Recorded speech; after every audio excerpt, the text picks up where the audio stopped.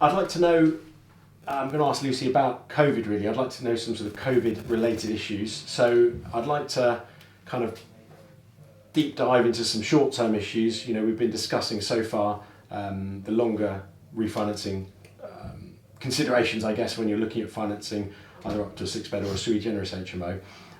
So Lucy, how have these loans been affected in the HMO space and in the bridge loan and refurbishment finance space in COVID? We're in, a tricky time at the moment in the industry, and what's happened lending? Because, the initial lockdown, it's kind of all dried up very quickly, but then it did open up again quite quickly, didn't it? Yeah, so back in March last year, we saw a very quick reaction from lenders where products were either withdrawn or loan to values were reduced. And it was quite a scary time because we didn't know where that was going to end, and there was kind of financial crisis feelings going on where you see products being withdrawn. But actually, it was a short and sharp reaction, and then I think lenders paused, took a breath and realised, okay, maybe this isn't quite as bad, and they gradually started putting all the products back into the market. And really now you don't feel the difference. It feels very much as it did pre-COVID product-wise. That's really good. I think where the difference comes in is more about the property challenges and lenders being comfortable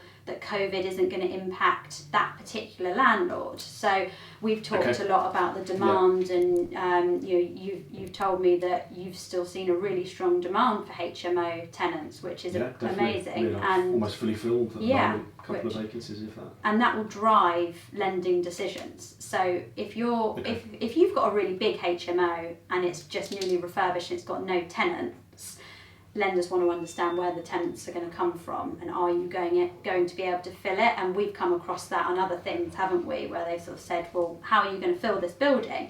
And you have to give them an answer and it has to stack up. But really, the product's there, it just comes down to common sense approach. Can we let this property? Are you going to have an income for it? Is your credit position still okay as a landlord? Have you got tenants not paying? Is that impacting anything else?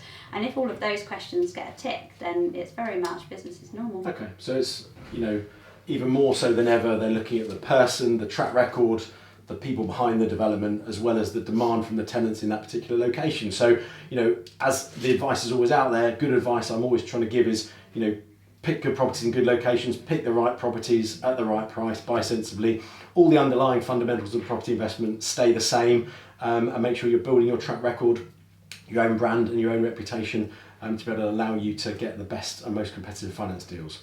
If you'd like any HMO quotes for finance, if you'd like any bridge loans, land and development loans, if you'd like to chat through your site and see if Lucy can help you, click the link in the surrounding this video, and you'll be able to log on there, fill your details in, you'll be able to arrange a call with Lucy or one of her team to be able to guide you through your own site.